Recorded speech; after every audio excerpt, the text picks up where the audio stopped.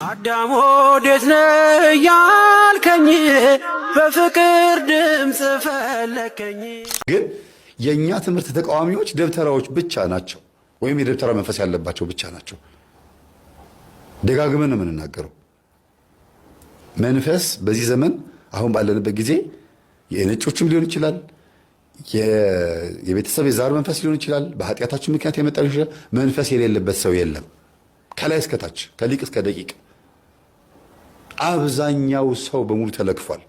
ሰው አሁን እኛ የሚመስል አንዳንዶቹ እንደዚህ ተራ የሆኑ ሰዎች መንፈስ አለብህ የለብኝም በሚለው ክርክር ውስጥ ምን ያስባሉ? መንፈስ የያዘው ሰው በሰንሰለት የሚታሰር ብሎ የሚጮህ የሆነ የሚቀባጠር ምናምን ብቻ አብሮ ተመሳስሎ እየሳቀ እየተጫወተ የሚኖር ነው መንፈስ ማለት።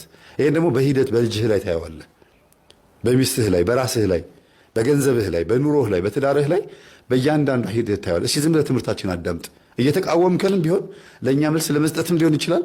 ዝም ብለህ ገብተህ ትምህርትን አዳምጥና ላይፍህን ይኸው እስቲ፣ የራስህን ላይፍ ይኸው እስቲ፣ የእኛን ትምህርት የምትቃወም በሙሉ።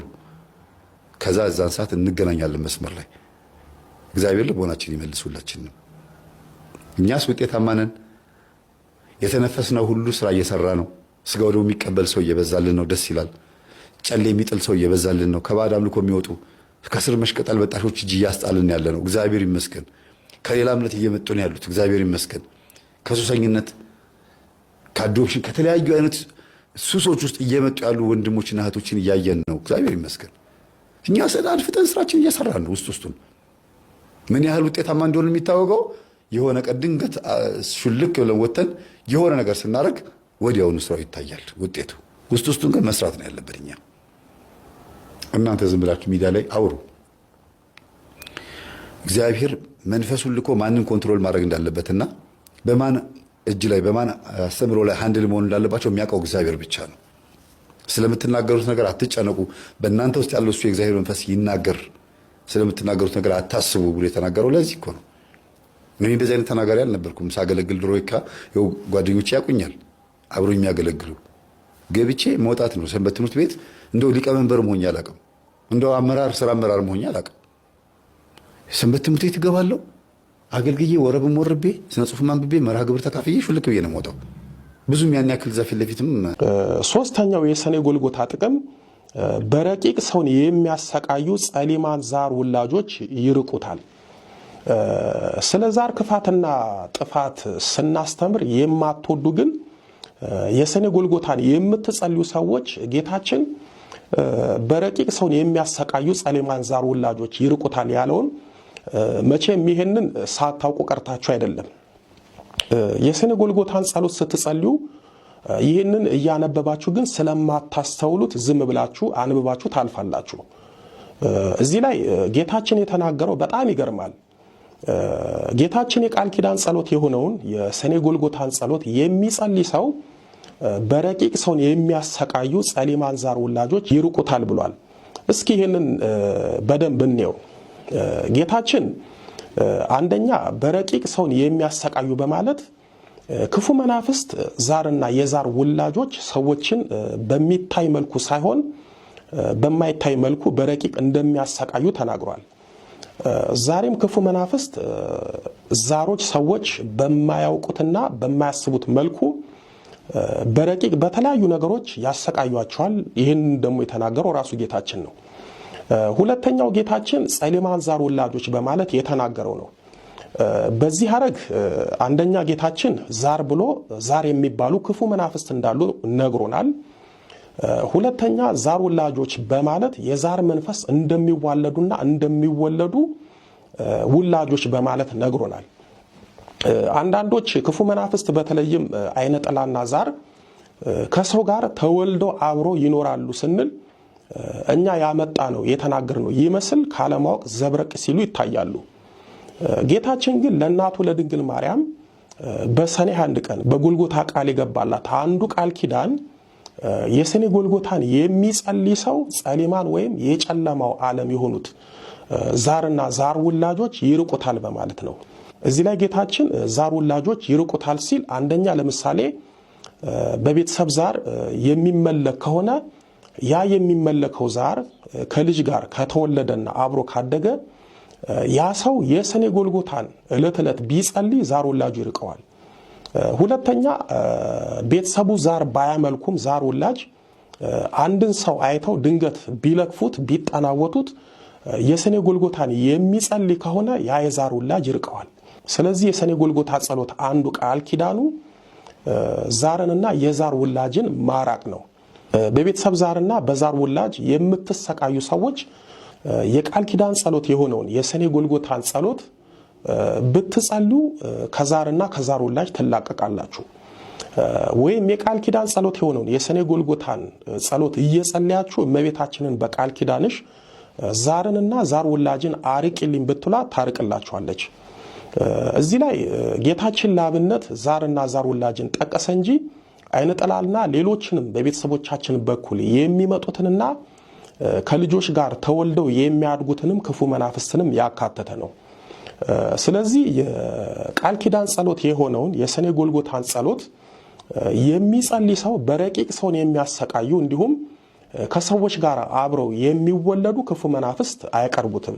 እናት ለእርሱ አልገዛም ስላለች አልንበረከክም ስላለች እየተበቀርሶ ውስጥ ያለው መንፈስ ደግሞ ልጃቸውንም እሳቸውንም ተበቅለው እንደሆነ ምናምን ስንነግራቸው ጊዜ በእርግጥ ተናልጄባት ነበር። እንግዲህ እኔ ያለው ዛር ተቆጥቷት ይሆናል እኔ አላቅም ይሄን አሉ።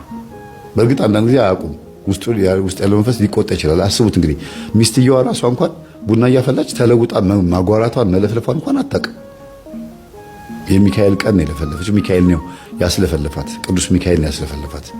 ሊቀ መላእክት ቅዱስ ሚካኤል የረዳው እሱንም ራሱ እና የቤታችን ንጉስ ጠባቂ ቅዱስ ሚካኤል ነው የረዳኝ። በዕለተ ቀኑ ልጆት ለፍልፋ ያለው ሚስጥር በሙሉ ለፈለፈ ተናገረ። አሃ ቅዱስ ሚካኤል ነው ያዋረደኝ አሉ። እንደዚህ ብሎ አዎ ማዘዬ እንግዲህ እርሶ እያወሩ ይሆኑ መንፈሱ እያወራ አላቅም፣ ብቻ ያዋረደህ ወይም ያዋረዶት ቅዱስ ሚካኤል ነው ብዬ አልኳቸው እኔ። ምክንያቱም ያዋረደኝ ካለ መንፈሱ ነው የሚለፈልፈው። ሴትዮዋ መቼም እንደዚህ ሊሉ አይችሉም። እና የዛን ቀን ምን እያደረጉ ነበር አልኳቸው። የሚካኤል ቀን ምን እያደረጉ ነበር ስንላቸው እኔ አቅም አንሶኛል፣ እኔ አሁን ከዚህ በኋላ አልችልም፣ ማረፍ የምትፈልገው ልጄ ላይ ከሆነ ሂድና ልጄ ላይ ያረፍና እሷ ታፍላልቡና እሷ ትካድምልህ፣ ከዚህ በኋላ እኔ በቅቶኛል፣ ደክሞኛል፣ ጨጓራዬም ተልጧል፣ ቡናም ከዚህ በኋላ አልጠጣልህም፣ ይበቃኛል ብዬ መንፈሱን በውስጥ አውርቼዋለሁ። ቡና እያፈላሁኝ ተውኝ፣ በቃ ይበቃኛል፣ ከዚህ በኋላ እኔ እድሜ ገፍቷል። 80 ምናምን ዓመታቸው እኮ ነው የሚገርማችሁ። እና እድሜ ገፍቷል፣ ይበቃኛል ብዬ ያልኩበት ቀን ነበር የዛን ቀን። በዛ ቀን ከኔ ተነስቶ እንግዲህ እሷ ላይ መጥቶ አርፏል። የሚካኤል ቀን አይደል ያላችሁ?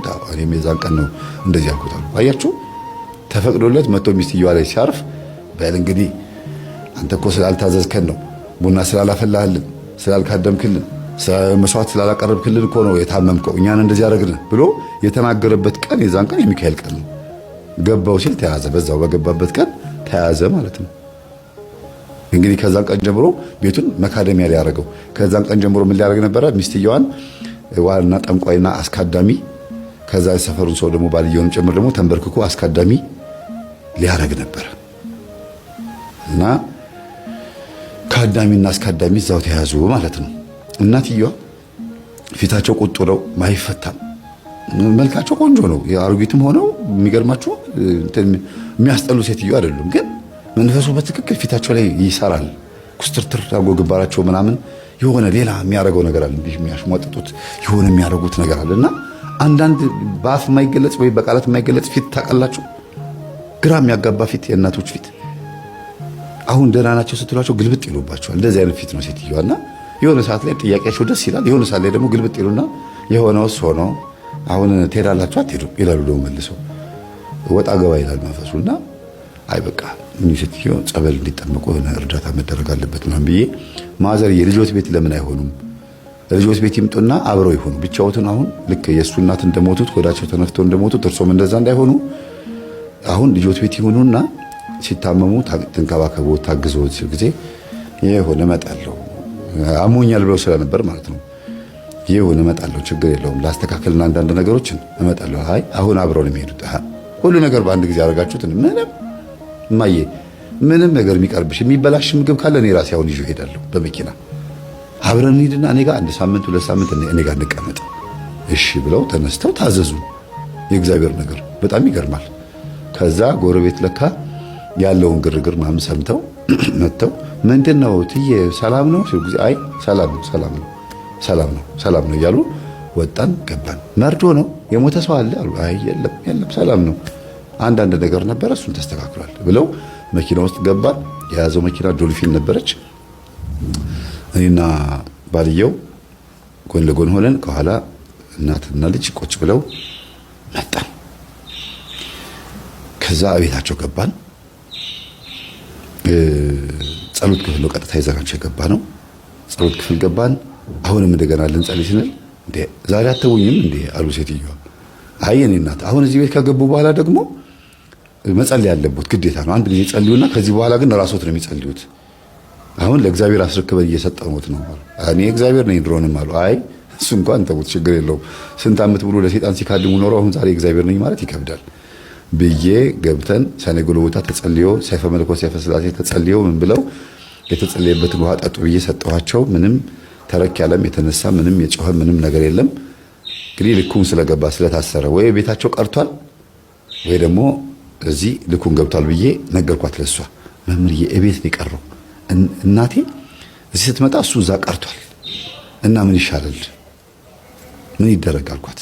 ግድ የለም ስታስተምር ሰምቻለሁ የአቡነ ሀብተ ማርያምን ገድል የሚጸልዩ መልካ አቡነ ሀብተ ማርያም ጸልየው ቤቱን ማዕጠንት የሚያጠኑ አባቶች አምጣን ቤቱን እናሳጥነው አለች። ስንት ዓመት ሙሉ ሲካደምበት ስለነበር ጥሩ ነው ያደረግሽው አልኳት።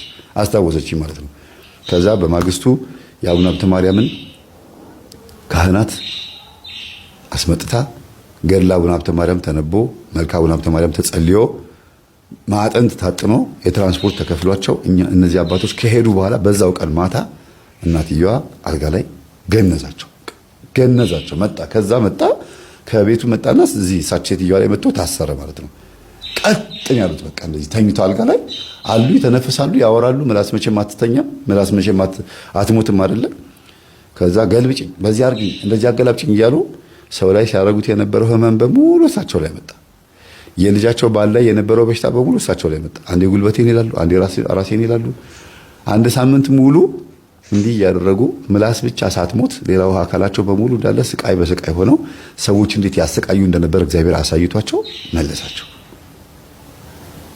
ይሄንን እንዲሆንቦትም አልተባሉም፣ ምንም አልተባሉም። ራሱ መንፈሱ መጥቶ ያደረገው ነገር ነው። ወደ ራሳቸው መለሳቸውና እንዲህ ነበር የምትሰቃየው ልጄ አሉት። ለመጀመሪያ ጊዜ ልጄ ብለው ጠርተውት፣ አዎ ማዘርዬ እንደሱ ነበር የምሰቃየው። እንዴት ሆነ እንደነበረ እኮ እኔ ነኝ የማውቀው። እንደው እልህ ይዞኝ እንደው ትልቅነትም ይዞኝ ወይም ደግሞ አልሞት ባይ ተጋዳይ ሆኜ እንጂ በጣም ነበር እኮ የሚያቃጥለው፣ በጣም ነበር የምሰቃየው አሉ። ውስጤ ይነድ ነበር፣ እግሬ ይንቀጠቀጥ ነበር፣ ራሴ ይነድ ነበር እና ቅዠትም ደግሞ የወስደኝ ወስድ አድርጎ ይመልሰኝና አንገቴን ንቅ አድርጎ ላይ ከደመና በላይ ወስዶ እንደዚህ ወረወር ይፈጠፍጠኛል። ከዛ ደግሞ ውሃ ውስጥ ይዞኝ ይሄዳል። ከዛ ደግሞ ያመጣና ደግሞ ድንጋይ ላይ እንደዚህ አድርጎ ፍጥፍጥ ያደርገኛል። እንደ ዝንጀሮ ልጅ አሉ። የዝንጀሮ ልጅ ስታስቸግራት ልጇ አንስታ ፍርጥር የምታርጋታል። አይታችኋል አይደለም? ስታለማመዳት ማለት ነው። እና ብቻ ብዙ ነገር ተናገሩ። ማዘር እኮ ዳኑ አለኝ ደውሎ። ዳኑ? አዎ። እንዴት ስለው ጊዜ በቃ ተነሳ ዛሬ አሁን ይኸው ደህና ምግብ በላች። በቃ እንዴት እናንተን ያሰቃዩ እንደነበረ እንዴት ህመሙ ከባድ እንደነበረ እንዲያውቁ እግዚአብሔር አሳይቷቸው ነው። ሰው ጊዜ አዎ እሳቸውም እንደዛ ነው ያሉት። እግዚአብሔር አሳይቶ ነው የመለሰኝ። አሁን ቶሎ በሉና ንስሐ አስገቡኝ አሉ። ንስሐ ገቡ። ከዛ ወደ ገንዘብ ተቀየረላቸው። ጉልበት የላቸውም፣ አቅም የላቸውም። ንስሐቸው በገንዘብ ተቀይሮ ለእኔ ቢጤ እንዲሰጥ፣ ከዛ በኋላ ትንሽ አቅማቸውን ያክል ደግሞ እንዲጾሙ ታዘዙ። ስግደቱ ወደ ገንዘብ ተቀይሮ ጾሙ ደግሞ እስከ 6 ሰዓት ድረስ እንዲጾሙ ተደረገ። ጠዋት ተነስተው ነው ቡና የሚጠጡት የነበረው። ሌሊት እኮ ነው። ሮብ የለ፣ ዓርብ የለ፣ ምን የለ፣ ጾም የለ፣ አብይ ጾም የለ፣ ምን የለ። ሌሊት ተነስተው ቁጭ ብለው ቡና ይጠጣሉ እቤታቸው። እንደዚህ ነበር የሚያደርጋቸው። ይሄ እኮ በጣም ከባድ መንፈስ ነው ቤተሰቦች፣ በጣም ከባድ መንፈስ ነው። እና ዋናው እሳቸው ላይ የነበረው መንፈስ አዳልሞቴ ይባላል። ከዛ ቀጥሎ ደግሞ አዳኝ ወርቁ ደግሞ ከባላቸው የመጣ ነው፣ ከራሳቸው ባል የመጣ ነው፣ ከልጅቷ አባት የመጣ ነው። ማላይ መቶ ተሻግሯል፣ ልጃቸው ላይ ተሻግሯል። ልጅቷ አመት በዓል ሲሆን እንዴት አድርጋ ቡና እንደምታፈላ ፎቶዎቿን ምናምን ብታዩት ይገርማቸዋል። በቃ የሆነ የሚገርም አይነት ሜካፕ ተቀብታ ሹሩባ ምናምን ቀሚሷ ያብሻ የባል ቀሚሷ ሳር ጎዝጉዛ እጣና ጨሳ ምናምን አጨጨሳ ቁጭ ብላ ስታፈላ ቡና ስታንከሸክሽና ስትወቅጥ ቡና ስትቀዳ ስታዩት ኢትዮጵያ ባህል ነው የሚመስለው አይደል? ግን አዳኝ ወርቁ ነኝ አለ። እኔ ነኝ ይሄን ሁሉ ወደው እኔ ነኝ አለ። ምን ትሆኑ እስቲ? እንግዲህ አንዳንዴ ምስክርነቱ መንፈስ ስለሆነ ላትቀበሉ ትችሉ ይሆናል እንጂ እየኖራችሁት ነው። ይሄን ኑሮ እየኖራችሁት ነው። ምን ይደረግ እንግዲህ የኢትዮጵያ ባህል ነው፣ የኢትዮጵያ ወግ ባህል ተብሎ በየቦታው ላይ ይሄ ነገር በጣም ያምራል ተብሎ በቃ እንደ አንድ ትልቅ ጥሩ ነገር ይወሰዳል አይደል? ግን አዳኝ ወርቁ ነው። አዳልሞቴ ነው። ቡና የሚወደው እሱ ነው። እስቲ እና እኚህ እናት መጨረሻ ላይ የተፈጠረው ነገር በጣም አስገራሚው ነገር ልንገራችሁ።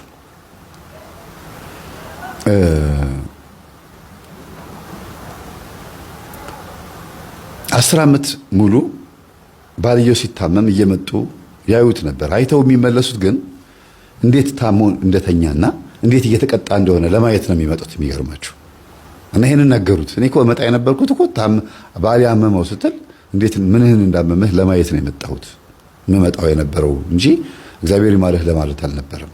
ምክንያቱም እያስገበርኩኝ እንደሆነ አውቃለሁ አሉ ሴትዮዋ። በትክክል በቃ እናትህን እዳ እየከፈልክ እንደሚሆን እኔ ውስጤ ይገባኛል፣ ግን ማቆም ማልችለው ነገር ነው። ታዝዤ ነው ውስጤ ስለሚያዘኝ ነው አሉ። ሌላው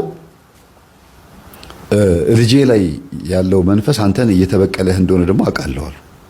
ልትወጣ ስትል አደናቅፎ የምትወድቀው ዶሮ ልታርድ ስትል እጅህን የሚቆርጥህ ደም የምትገበ ሁሉ ነገር የሚሆነው ነገር በሙሉ አውቃለሁ። ልጄ ትነግረኛለች፣ ደውላ ሁሉ የሚፈጠረው ነገር ትነግረኛለች። እና ዛሬ ግብር አግኝተናል ይላል። ልክ እንደዚህ ሲሆን ቡና አፍልተን ምናምን ቡና አፍልቼ ምናምን ዛሮቹን አስደስታቸዋለሁ አሉ ሴትዮዋ ሲናገሩ። እና አሁን ታሪካቸውን መተረክ ነው የጀመሩት። በዚህ ልክ የልጆትን ባል የልጅ ልጅ እንዲያዩ የልጅ ልጅ እንዲስሙ ምክንያት የሆኑትን ሰው ማሰቃየቱ ጥቅሙ ምንድን ነው ሲላቸው ታዝዤ ነው የሚሉት እሳቸው። እኔ በቃ ታዝዤ ነው ያዘኛል፣ እና እኔ ደግሞ ከትእዛዙ ከወጣሁኝ እኔ ደግሞ ያንደባልለኛል፣ ያስቃየኛል። ልጄንም ደግሞ እገልብሻለሁ ልጅሽን ስለሚለኝ የቀረችኝ አንድ ልጅ እሷ ስለሆነች 3 ልጅ ቀብረዋል በነገራችን ላይ ሴትዮዋ። እና የቀረችኝ አንድ እሷ ስለሆነች ምንም በቃ አልደራደርም፣ አርግ የሚለኝ ነገር አረጋለሁ ነው የሚሉት። እና አንድ ጊዜ ለቀብር ሄደን አሉ ሲናገሩ፣ ቀብር ሄደን ቤተክርስቲያን ውስጥ ሆነን ቄሱ ሲያስተምሩ ያንተንና የልጄን ወይም የባልና የሚስት የእናንተ የሁለታችሁን ታሪክ ነው የሰማሁት አሉ። ኢዮብ ያለውን ሀብት በሙሉ ያጣው ሰይጣን ፈትኖት ነው።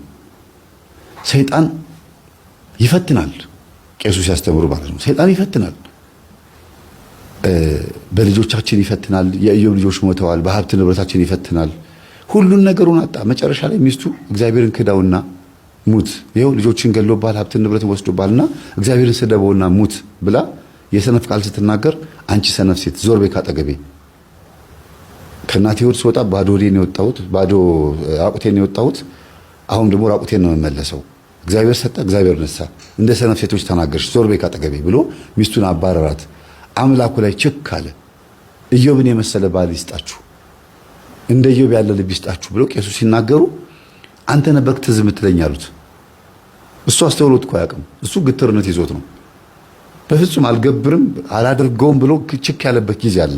ለመንፈሱ አልገዛም ብሎ ለምን ቡና ብቻ እያፈላች የእሷን ቡና ብቻ ይጠጣላታል እንጂ ሌሎች ነገሮች ላይ አይታዘዛትም። ድንገት ዶሮ ሰርታ ባዘቦት ቀን ብላ ስትለው አይ አልበላም ነው የሚላት። ለምን ዶሮ ሰራሽ? ዝም ብዬ ሊሰሩት። አይ ዶሮ በዓመት በዓል ጊዜ ሲሆን ደስ የሚለው አልነካም ይላል። ሽክ ይልባታል። ግን ቅዱስ ሚካኤል ነበር የሚያመለክተው። የሚገርማችሁ ለምን የቅዱስ ሚካኤል ልጅ ነው ሰውየው። ቅዱስ ሚካኤል ጠባቂ መላኩ ነው። እንደገናም ደግሞ ከእናቷ ቤት የመጣውን ምግብ የሆነ አንዳንድ ጊዜ ያመለክተውና አልበላም፣ ዘጋኝ፣ አልፈልግም ይላታል። ግን አውቆት አይደለም፣ አስቦት አይደለም፣ እግዚአብሔር ሲጠብቀው ነው። እያወቀውም ደግሞ በፍጹም ቡናሽን አልጠጣልሽም ብሎ ችክ ያለበት ጊዜ አለ። አልታዘዝም አልገዛም ያለበት ጊዜ አለ። ያን የነቃ ጊዜ ማለት ነው። እና ባልየው ሳያውቀው በጠባቂ መላኩ በቅዱስ ሚካኤል አማካኝነት ለመንፈሱ አልተንበረከከም። በሽታውንም ችሎት እንዲቋቋም ያደረገው ቅዱስ ሚካኤል ነው። እንግዲህ ቅዱስ ሚካኤል ምን ያደርጋል ብያችኋለሁ። ባህሪው ምንድነው? የቅዱስ ሚካኤል ባህሪ ፈተናን እንድትቋቋሙ የገዳም አባቶቻችንን በገዳም ውስጥ ሆነው በበረሃ በመናኔ ውስጥ ሆነው የሰይጣንን ፈተና እንዲችሉት እንዲቋቋሙት፣ ረሃቡን ጽሙን እንዲችሉት፣ ብርዱን፣ የአራዊት ድምፅ አራዊቱን፣ ግርማ ሌሊቱን ታግሰው እንዲኖሩ የሚያደርግ መልአክ ነው ቅዱስ ሚካኤል።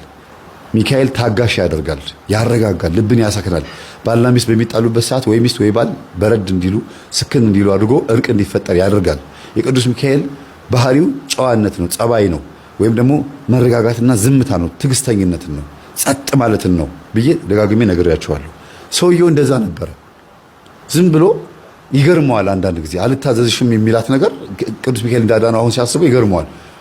እዚህ ላይ ደግሞ ሆኖ ደግሞ ወደዚህ ስንመጣ ደግሞ እናትየዋ በሚስትየዋ በኩል ይሄን እስቲ ስጪው እንዲድን ከሆነ ይሄን እስቲ ስጪው የሚድን ከሆነ እያሉ መድኃኒት አስመስለው የሚሰጧትን ነገር ታበለዋለች፣ ታጠጣዋለች። ምግብ ነው ኦልሬዲ እንደ ማንኛውም ምግብ ይቀርብለታል፣ ይበላል።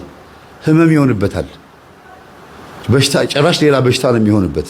ግን ህመሙን ታግሶና ችሎ እንዲቀመጥ ነው ያደረገው። ለካ እሷ ሚስትየዋ ውስጥ ያለው መንፈስና ባልየው ውስጥ ያለው የቅዱስ ሚካኤል ጥበቃ ተፋጠዋል። ሁለቱ ተፋጠዋል። መፋጠጥ ምን ማለት ነው? ያ ቃል መንፈሱ ሚስትየዋ ላይ ያለው መንፈስ ቅዱስ ሚካኤል ይሄን ሰውዬ የጠበቀው እንደሆነ ስለሚያውቅ እላፊ ቃላት አይናገርም፣ በእሹር በማባበል ነው። ለዚህ ነው በመጨረሻ ሰዓት ድምፁን ያሰማው። መንፈሱ በጥንቃቄ ነበር የሚያስካድመው፣ በጥንቃቄ ነበር ግብር የሚያስገብረው። በስህተት በድንገት ወይም ደግሞ በአጋጣሚ እንዲመስለው እያደረገ ነበር የሚያስገብረው፣ እያወቀ አልነበረም። የሚገርማችሁ ነገር ግን የዚህ ሰው የዚህ አሁን የምላችሁ የባልየው ጓደኛው ይሄ ነገር ያውቅ ነበረ። አንተ ሰው የሆነ ነገር ግን አለብህ፣ ችግር አለብህ፣ በቤትህ ውስጥ የሆነ ችግር አለ ወይ ደግሞ ብቻ በዙሪያ አንድ የሆነ ነገር ዝም ብለህ ከመሬት ተነስተማ እንደዚህ አትታመምም፣ እንዳትወጣ እንዳትሰራ የሚገረግርህ ነገር አለ እያለ ጓደኛው ይነግረው ነበረ። አንዳንዴ የጓደኛ ምክር መስማት ጥሩ ነው። አንዳንዴ የሆነ የሚገር ጸበል ሂድ ተጠመቅ ይለው ነበር። አንተ ደግሞ ይሄ ዝም ብሎ የራሴ ያመጣሁት በሽታ ነው፣ ሎሚ ስለምወድ ምናምን ነው ጨጓራ የተቃጠለው። አያችሁ፣ በምክንያት አድርገው ነበረ ሰውየው እንዲረዳ የሚያደርገው። ሎሚ ስለምመጥ ጨጓራ የተቃጠለ፣ ስራ ላይ በጣም ራሴን ስለማጨናንቅ ራሴን አመመኝ ብሎ ነው የሚያስበው። ጥሬ ስጋ ስለምበላ ወይም ደግሞ ስጋ ስለምወድ ሪህ ያዘኝ ምናምን ብሎ ነው የሚያስበው። ጮማ ስለምወድ ምናምን ብሎ ራሱን በዛ ነበረ በሳይንሳዊ በሆነ መንገድ ወይም ደግሞ ልማዳዊ በሆነ ቋንቋ ነበረ የሚረዳው። ይህን ሐሳቡን ራሱ አሁን ሲያስቡ ይገርመዋል። እንዴት አድርጎ በሽታውን እንደ በሽታ እንድቀበለው እንዳደረገ። ግን ቅዱስ ሚካኤል ደግሞ አግዞኛል፣ ረድቶኛል፣ እንድቋቋም አድርጎኛል። አንድ ጊዜ ተነስቼ ወጥቼ የ2 ወር የ1 ወር የ3 ወር ስራ ሰርቼ ነው የምመለሰው አለ። አንድ ጊዜ ወጥቶ ሳምንት ሰርቶ ከዛ ደግሞ ያጋድመዋል፣ ያስተኛዋል። እና እንዲህ እያሉ ነው 10 ዓመት የኖሩት። በአንድም በሌላ መንገድ ቅዱስ ሚካኤል ጠብቆታል ይሄንን ሰው። አሁን ሴትዮዋን ልክ ሲያስቆርባቸው ተናደደ። ላይ ያለው መንፈስ እሱ ላይ ያለ ራሱ ላይ ያለው መንፈስ ባልየው ላይ ሴትዮዋን ወስዶ አስቆረባቸው። ቀኗቸውን ጨርሰው መምህር ዛሬ እትዬ ላስቆርብ ሲለኝ የለሁም ናዝሬት ሄጃለሁ፣ ደብረ ዘይት ሄጃለሁ አልምች ብሎኝ እንደዚህ ስለው ጊዜ በቃ እኔ አስቆርቢያት ወደ ቤት ገብቻለሁ፣ መንፈሱን ተበቅየዋለሁ፣ ደስ ብሎኛል አለ። እግዚአብሔር እንኳንም ይሄንን ስራ እንድትሰራ አዘዘህ፣ እንኳንም ይሄንን ነገር እንድታረግ ፈቀደልህ። ይሄን እኮ የሚያደርጉት በጣም ጥቂት ሰዎች ናቸው። ክፉን በጥሩ በመልካም ነገር የሚበቀሉ ግራን ሲመቷቸው ቀኛቸውን የሚሰጡ በጣም ጥቂት ሰዎች ናቸውና እግዚአብሔር ይባርክህ ብየው ስልክ ዘግተን ማታ ሚስትየው ደውላ ባሌ እኮ መንፈሱ ተነሳበት አለች። ሴትዮዋ ቆርቦ ሲገቡ የባሏ መንፈስ ተነሳ። ምንድነው የሚባባሉት? ቴሌግራም ቪዲዮ ኮል አድርጊልኝ ብያት በቴሌግራም ቪዲዮ ኮል ስታደርግልኝ ምንድነው የምመለከተው? ባልየው ላይ ያለው መንፈስ ከሴትዮዋ ጋር ተፋጧል።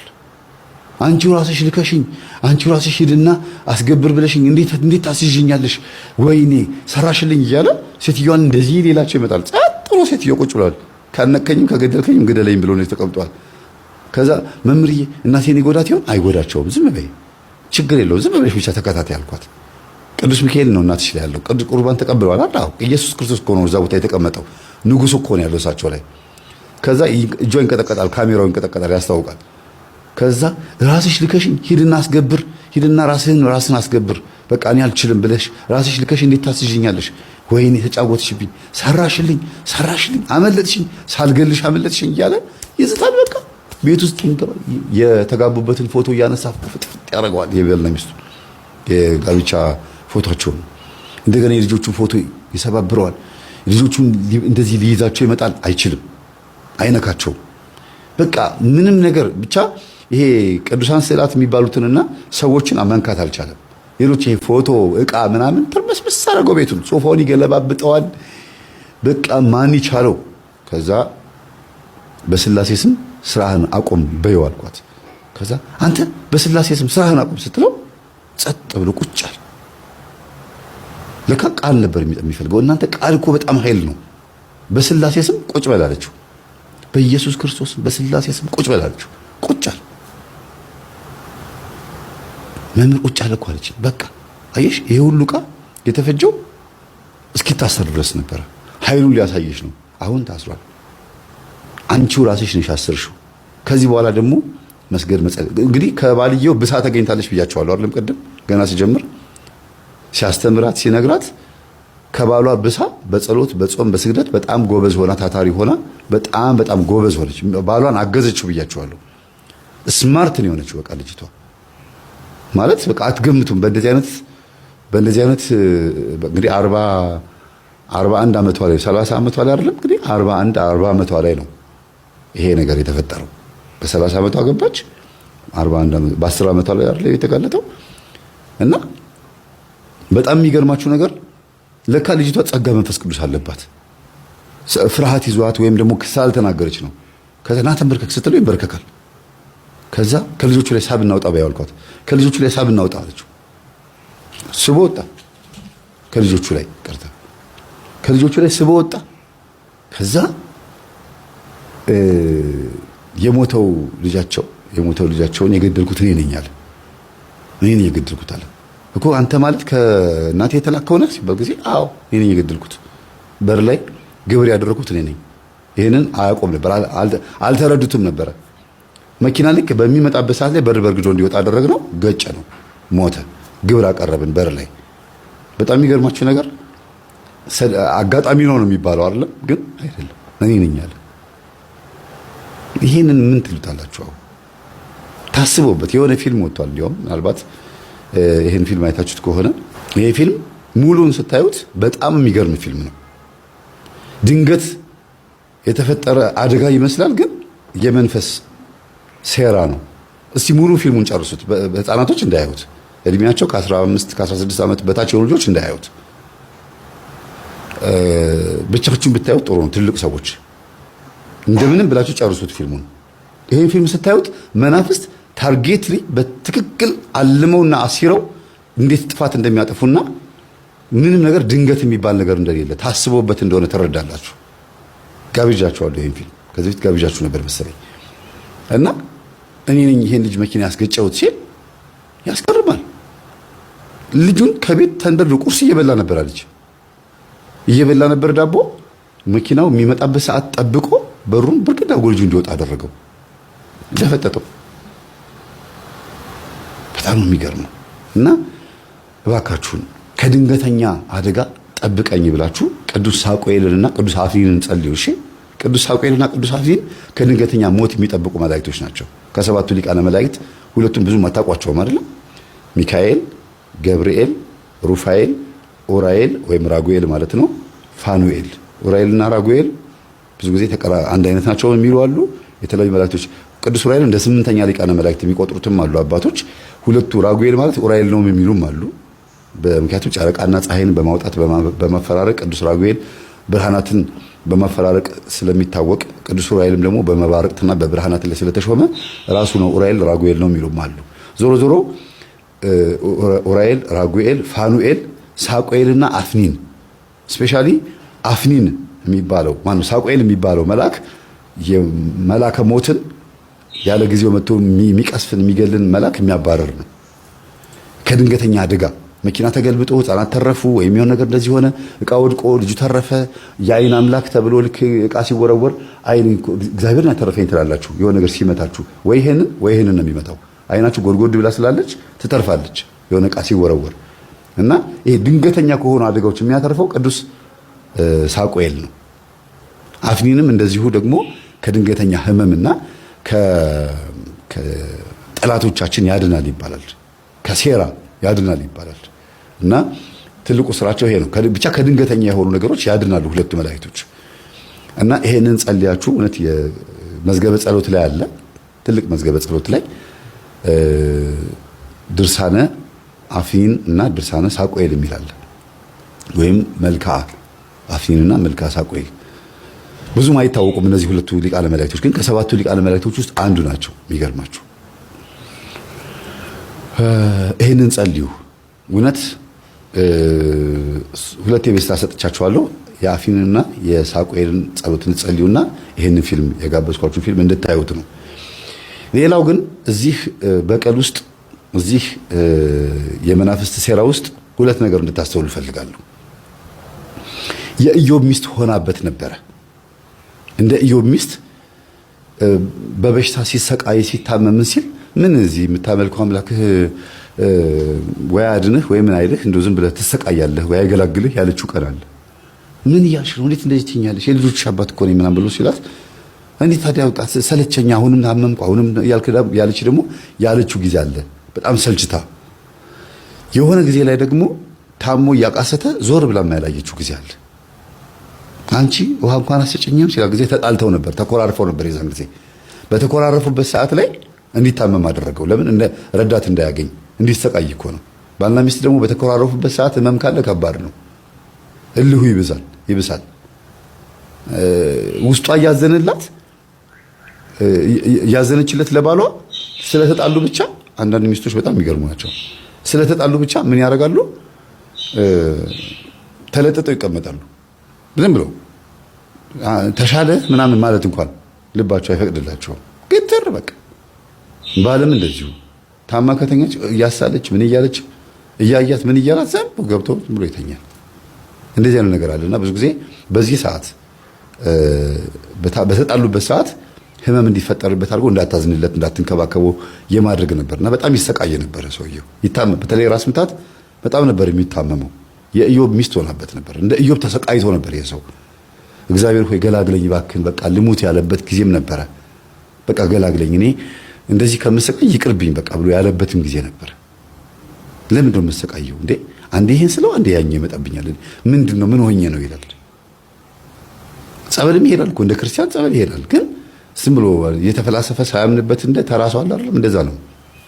አንዳንድ ሰው አስቸጋሪ ባህሪ ነው ያለን። ወይ ጨበጥ አድርገን መንፈስ ቅዱስንም ይዘን ወይም ጸበሉን ይዘን አንቀጥልበት፣ ወይ ደግሞ ሳይንሱን ይዘን በሕክምናው አንቀጥል። ዝም ብሎ መሀል ላይ የኋላ ኩበት እንሆናለን። እና እንደዚህ ጨካኝ የሆነችበት ሰዓትም ጊዜ ነበረ።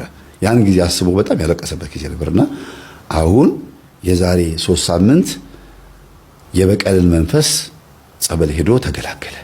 እግዚአብሔር ስሙ የተመሰገነ ይሁን። ዛሬ አቀረብኩላችሁ ማለት ነው። ከ3 ሳምንት በኋላ ገጠመኙን አቀረብኩላችሁ። እኔ መቼ ነበር የማቀርበው ይሄን ገጠመኝ ብዬ ጓጓ ነበረ። በጣም ነበር የምጓጓው። ለምን ብትሉ የበቀሉ መንፈስ ሳይወጣ ማቅረብ አልፈለኩም። አንደኛ፣ ሁለተኛ ነገር ደግሞ ሴትዮዋ ከቆረቡ በኋላ የሚያዩት ህልም በጣም የሚገርም ህልም ነው። እሳቸው ቁጭ ብለው ባልየው እንደሚሞት ምናምን ያሳያቸው ነበረ።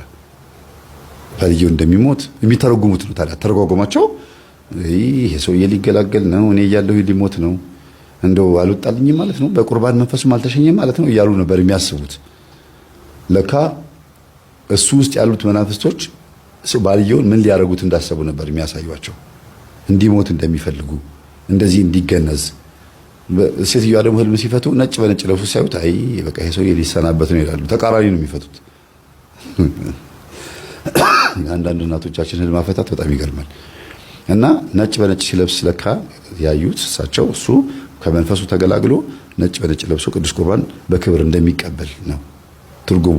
እና ሴትዮዋ ሲነግሩኝ አይ እኔማ በራሴ እየፈታሁት እየተረጎምኩት በቃ ይሄ ሰውዬ ሞተ አመለጠኝ እያልኩ ነበር አሉ። ማዘር ቤቶት አይመለሱም ስላቸው ጊዜ ኧረ እኔ እዚህ ነው የምሆነው፣ አልፈልግም፣ ቤት ያልመለስም፣ ስፈልጉ ሽጡት፣ ስፈልጉ አከራዩት፣ እዚህ ነው የምሆነው ብለው ልጃቸው ቤት ነው ያሉት። አሁን አይናገሩ፣ አይጋገሩ፣ ጻጥ፣ አያኮርፉ፣ ምን አይሉ። ቴሌቪዥን ፈውስ ፕሮግራም ያሉ፣ ስብከት ያሉ፣ ኢዮብ ይመኑ መምህር ኢዮብ ይመኑን ይወዱታል። መምህር ኢዮብ ይመኑን ያዳምጣሉ፣ የእኛን ገጠመኝ ያዳምጣሉ። በቀን ቢያንስ ወደ 6-7 ትምህርት አዳምጠው ነው የሚተኙት አሁን ባሉበት ሁኔታ ማለት ነው። እና በቃ ኮንሺየስሊ ሴትዮዋ መንፈሱን በአይምሯቸው ነበር የሚያዙት የነበረው። ሂድና እንደዚህ አርግልኝ እንደዚህ ወጋልኝ ብለው ሲራገሙ ምን ሲሉ በዛ ነበር የሚያዙት። አሁን እንዴት ብሎ ይታዘዝ? ቅዱስ ዑራኤል ሆይ አንተ አይምሮ ላይ የምታርፍ መልአክ ነህ ተብለሃል። አይምሮ ውስጥ ያለውን ልክ የሆነን ሰውዬ እንዲገልልኝ ሳስበው ሄዶ ግድል የሚያደርገውን መንፈስ አንተ ያዝልኝ ብለው ይጸልዩ ነበር። አሁን ልክ እንደዛ ብሎ ሲጸልዩ የዛሬ ሳምንት እሳቸውም በተቀመጡበት እሪ ብሎ ሊሂድ ሸኙኝ ብሎ በመቁጠሪያ ተቀጥቅጦ ባልየው ራሱ ሸኘው። ሴትዮዋ ላይ ያለው መንፈስ አይምሮአቸው ላይ ተቀምጦ እንግዲህ ይሄ መልአክ ይሄ የወደቀ መልአክ አይምሮ ላይ ተቀምጦ ሴትዮዋ ልክ የሆነ ሰው እንዲሞት ሲያስቡ ከገደለው የእሳቸውን ሐሳብ የሚያስተናግድ መልአክ ውስጣቸው ነበረ ማለት ነው። ይሄንን ደግሞ ነጮች ቢያገኙት ወይም ደግሞ እነዚህ ሴክሬት የሚባለው መጽሐፍ ወይም ዘ ፓወር ኦፍ ናው ቴሌፓቲ ምናምን ያሉ የሚያስቡ ሰዎች ቢያገኙት ይሄንን የሴትዮዋን አስተሳሰብ በቃ አይምሯቸውን በደንብ ተጠቅመውበታል 100% ምናምን ብሎ ነበር የሚያስቡት። አጅሬ መሆኑን አያውቁትም። እና አንዳንዴ እስቃለሁ የሰዎች ቴሌኪኔሲስ ቴሌፓቲ ምናምን እያሉ እንደዚህ እያሉ ሲሉት የሆነ ነገር ውድቅ ይላል ወይ የሆነ ነገር ፍንክስ ይላቸዋል። የሆነ ነገር እንደዚህ ምናምን በቃ አይታችኋል በቲክቶክ እና በዩቲዩብ ላይ አይምሮ ማዘዝ የሚባል ነገር አለ። እንደዚህ ብሎ ባክ እንደዚህ ብሎ ነገር የለም። ወይ የሚጠብቅ መልአክ በበጎ ነገር ይረዳሃል ወይ ደግሞ ርኩስ መንፈስ አይምሮ ላይ ተቀምጦ ነው የሚረዳ። ሌላ ነገር የለም። እና ሐሳብህን የሚያስተናግድ መንፈስ አለ በውስጥ። ሴትዮዋ ቡና እያፈላሁ አሉ ስኒውን አንስቼ እንዲህ አድርጌ ግንባሬ ላይ ከብለል አድርጌ ወጋልኝ ሄድና እቺ አሁን አይምሮ ውስጥ ያለችውን ሴትዮ ወጋልኝ ካሉት ሄደ ሴትዮዋ ትታመማለች ወይ ትሞታለች። እና ማን ነው የታለ ኮንሺየስ አንኮንሺየስ ማይንድ ወይስ ማን ነው ይሱ? ወይም ደግሞ ማን ልትሉት ነው? ስም ስጡት እስቲ በሳይንስ። አዳም ወዴት ነህ ያልከኝ በፍቅር ድምፅ ፈለከኝ አልብሰኝ ነጩን ልብስ እወድሃለሁ ኢየሱስ አከብረሃለሁ ክርስቶስ